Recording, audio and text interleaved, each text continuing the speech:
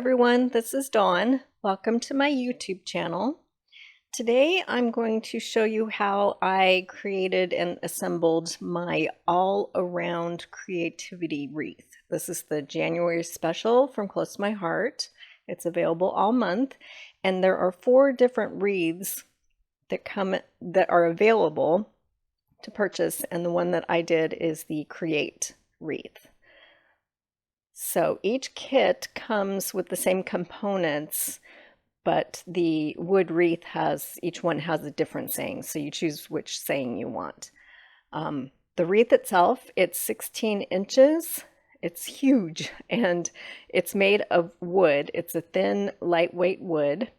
So the kit comes with instructions and then pop-outs for leaves and flowers, and then you get to choose which paper background you want to put on your wreath. So this is one, and then the flip side is the saffron polka dots, or you can choose the stripes or the large dots.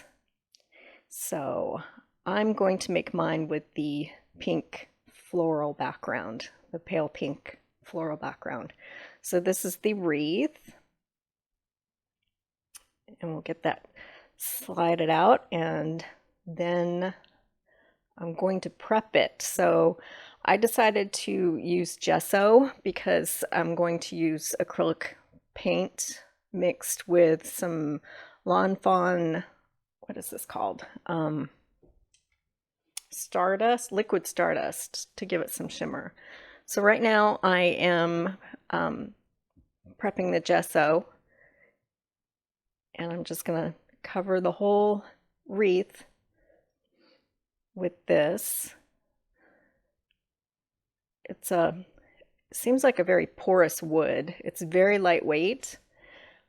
So I just decided that to be on the safe side that I would go ahead and gesso it so that I wouldn't have to use quite as much paint for full coverage.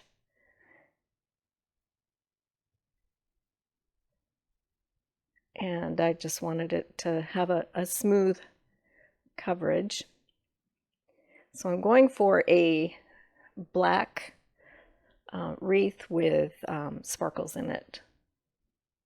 Real subtle shimmer to it. So we'll see how that goes. So I'm just painting the gesso on, and then I will set it aside to dry. And now I'm going to work on my leaves. So I'm popping them out. It comes on these die cut sheets.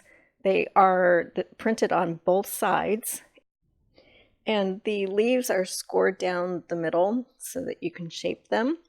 The flowers come in, you get 6 flowers, and they come in large and small, and they're separated out so you can build your flowers. So right now I am going to work on my leaves. I'm popping them all out. And I'm a little picky, I guess. I didn't like the little nubs that were left behind from popping them out. You certainly do not have to do this, but this wreath is going to live on the wall in my craft room, and I'm going to look at it every day, so I want it to make it very special. So I'm taking my time with this.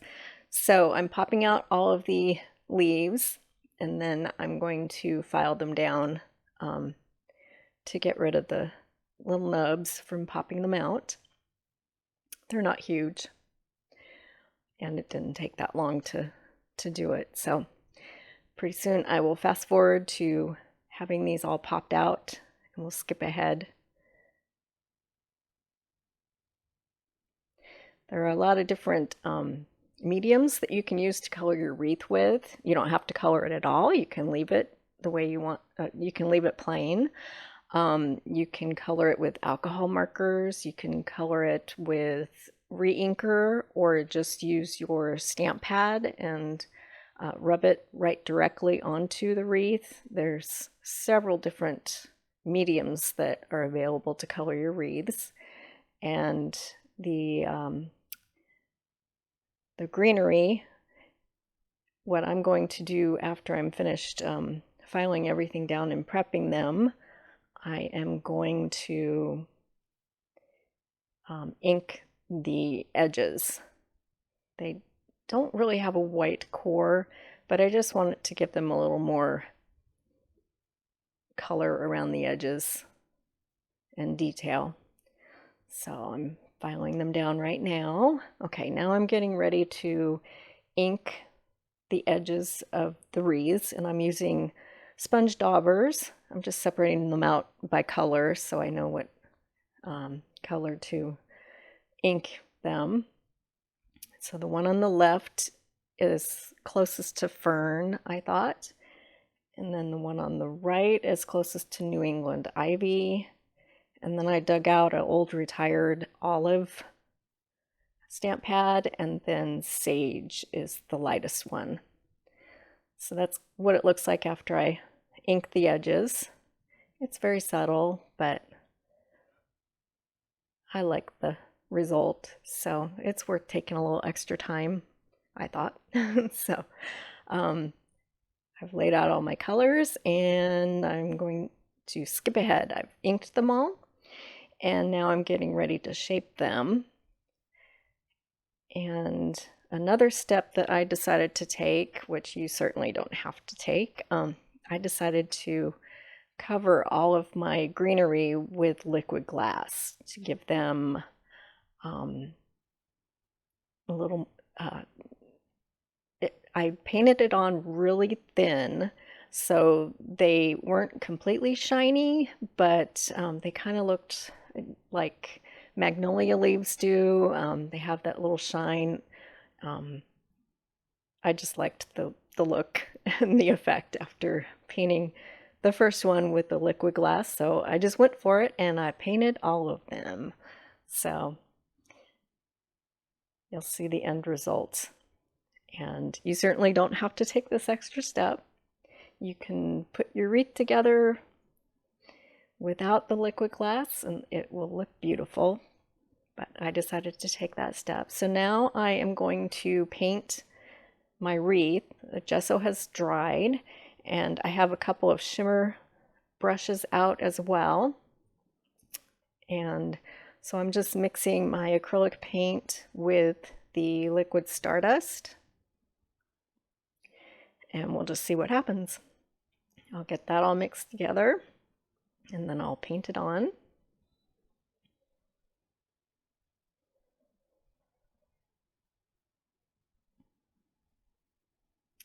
And I'm going to take you through pretty much all of the steps that I took. I'm speeding things up like super fast, but I don't know. I like seeing all of the steps from beginning to end to see how something was put together, especially this. So I'm going to go ahead. It's going to be a long video, but I'm going to go ahead and show you everything that I did, and I'll speed up where I can, where it feels like you'll be able to see what I'm doing, but I'll just take it through really fast. So I'm painting everything on my wreath, and I went ahead and painted all of the inside edges and the outside edges so that once it's hanging on the wall, you'll just see black. It's got that sort of burnt wood look, but it was just easier to go ahead and paint all of the edges as well as the front. So I'm painting it all on.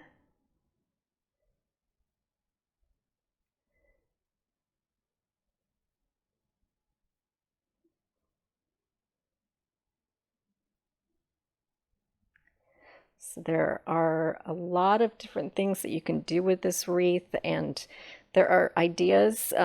The instruction folder that you saw me pull out right at the beginning, that shows some examples of how to arrange the greenery and the flowers. You can leave the flowers white, or you can change the color of them. You really just you can just decide what you like and do it the way you like it. There's all kinds of options. So we'll get this all painted on, and then I'll show you how I continued on to build the wreath. We'll get this painted. So I will say that after I got the black paint on my wreath, I felt like it didn't have enough shimmer to it. So I went ahead and off camera painted the wreath over with, well, not over, but after it had dried, I had went over it again with the black shimmer brush to give it some more sparkle and shimmer. And that worked out because then I wound up not using a ton of my shimmer brush. Okay, now I'm getting ready to make my flowers, and I've decided to do 2 large and 3 small to go with the rule of odd numbers. So it comes with 6 flowers, but I decided to just do 5. So I'm going to color 3 of them pink with ballerina ink, and then I'm going to leave 2 of them white. So I'm popping them out now.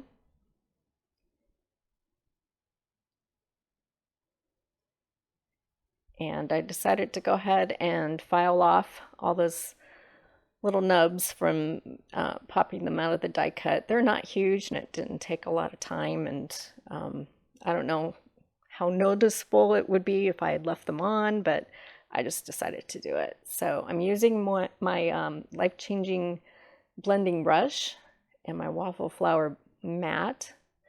The waffle flower mat keeps whatever you're blending on from moving around as much.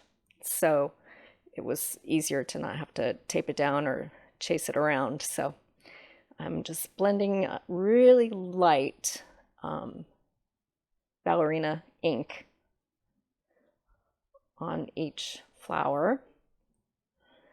So each flower, they're separated out on the carrier sheet, and the different sizes from large to small are all sectioned off, so you know what you need to build a single flower with. So I've got my flower built. Now I'm going to shape them, and I'm going to assemble them with liquid glass, and I'm going to hit them with a spray of this embossing wonder. And it's something that's not available anymore, so you could just use water. And I'm using the blunt end of my bone folder, and I'm going around in circles on each leaf. And the more you go around in circles, the petals will start to turn up.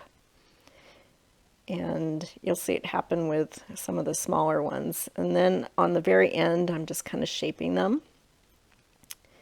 So on this one, you'll really see it happen. So if you just go in circles, then your flower will start to take shape. I'm using a, what is this called? Mat underneath it. It's a foam mat that was with, it's a piercing mat, and Close to My Heart used to sell a long piercing ruler, and the mat came with it. So if you use something that's cushioned, that's what you're going for underneath your flower, and you just press and go around in circles, and then your flower will take shape. So after you're done with that, then you just layer them from large to small. And I put them together with liquid glass. Right now I'm just going around the edges of the larger petals and kind of shaping them and bending them in. So just use a drop of liquid glass, and then you put the next one down. And if you place it so that the petal fills in the space between the petals below it, so you're offsetting each one.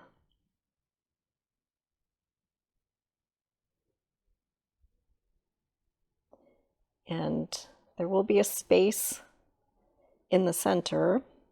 There's my assembled flower. And I'll take you through shaping another flower just so you kind of see the rhythm of it.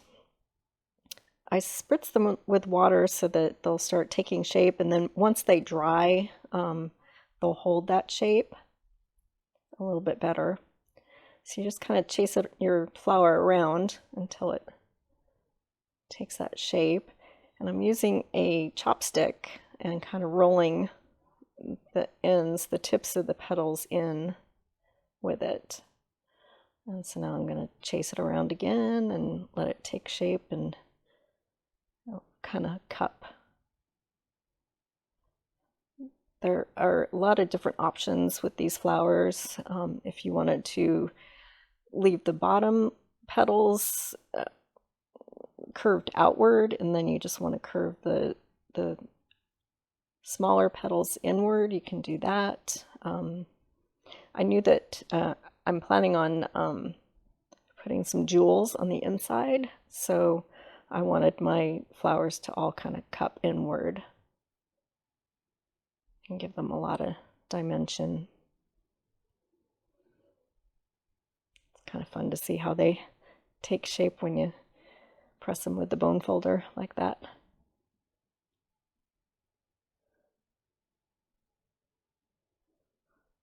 So I'll get all these guys shaped up, and then I will put them together with liquid glass, a drop of liquid glass, and then you offset, kind of fill in that space in between with the next one.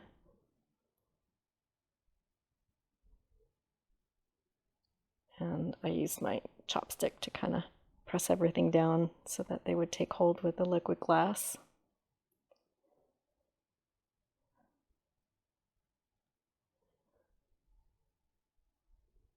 And that one's done. So I'm going to do the same thing with the other three. Now I've got my glass mat in because I'm going to paint the edges of the petals with my shimmer brush. So the ones that I've inked, Ballerina, I've got a retired shimmer brush. It's in Bashful, so I'm using that on the edges.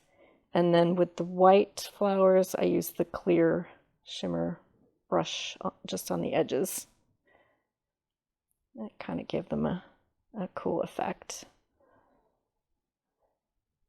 I love the shimmer. So I'll take you through painting all of the petals, just the tips of the petals. And I'll have some close-up shots at the end so you'll be able to see what it looks like after it's all finished. So we're getting those all painted, and then I did clear on the white flowers. Now we're getting ready to assemble the wreath. So I'm just making sure that I really wanted to use the pink. I brought in a couple flowers just to kind of be sure, because once you get your liquid glass on this and put it down, there's no turning back. So just spread out a fine line of liquid glass on all of the parts of the wood. You don't need a ton, but just some on each piece so that it will make contact with that paper.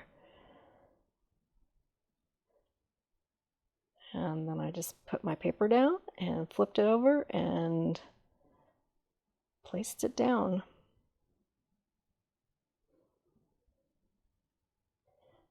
And the key is to not fuss with it. Once it's down, it's down. So now I've got all of my greenery and my flowers, and I'm just kind of laying them on my wreath to figure out where exactly I want to place things. And I'm kind of shaping the leaves of the greenery as I go. I'm just kind of seeing how exactly I want things placed and setting stuff out and just kind of messing with it before I start gluing everything down with liquid glass. So I do have this all videoed, and I think I'm going to go ahead and fast forward it super fast, and I'm going to put some music on so you can watch me glue everything down.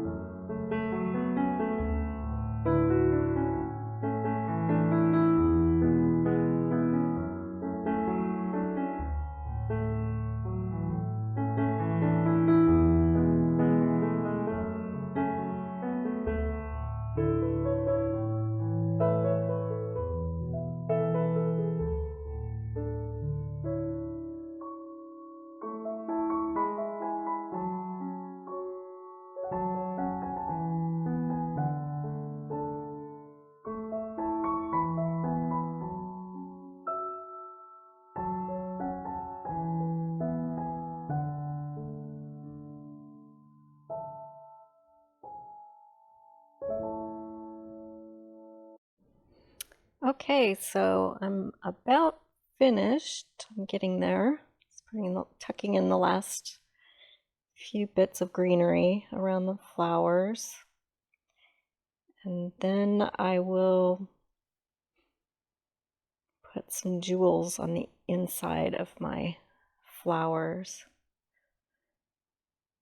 And I didn't really have a rhyme or rhythm. I just kind of put stuff around, and I tried to balance the colors of the petals on each side, but I didn't want matchy-matchy. So I kind of spread around the different shaped petals everywhere. So now I am going to put some jewels in my flowers, and I'm just kind of choosing. I pulled some retired pearls and jewels and some mini medleys and some basin bling, and I've decided on the rose mini medley and then pearls. I'm going to take a large pearl and then I'm going to surround it with the bitty pearls to make it look like similar to the mini medley jewel in the pink flowers. So these already have adhesive on them, so I'm just putting them down. I encourage you to check your stash for different kinds of embellishments to add to these. I've seen some of the gold thread and used on this, or some shimmer trim. Or just use all the different supplies that come in the kit, whatever works for you. So I appreciate you spending some time with me today, actually quite a bit of time, and watching this video. I hope it's helpful to you, and if you would like to purchase this wreath, it's available this month. There's no additional purchase required. You can just buy this by itself if you want to, and you can go to my website, and the URL is in the upper right hand corner of the screen, and you'll find it on the landing page, and I'll put links below as well. And this is my finished wreath. I'm pretty happy with the way it turned out. So thanks for watching, and if you haven't subscribed yet, please subscribe. It's free to subscribe to sign into your Google account. And thanks for watching.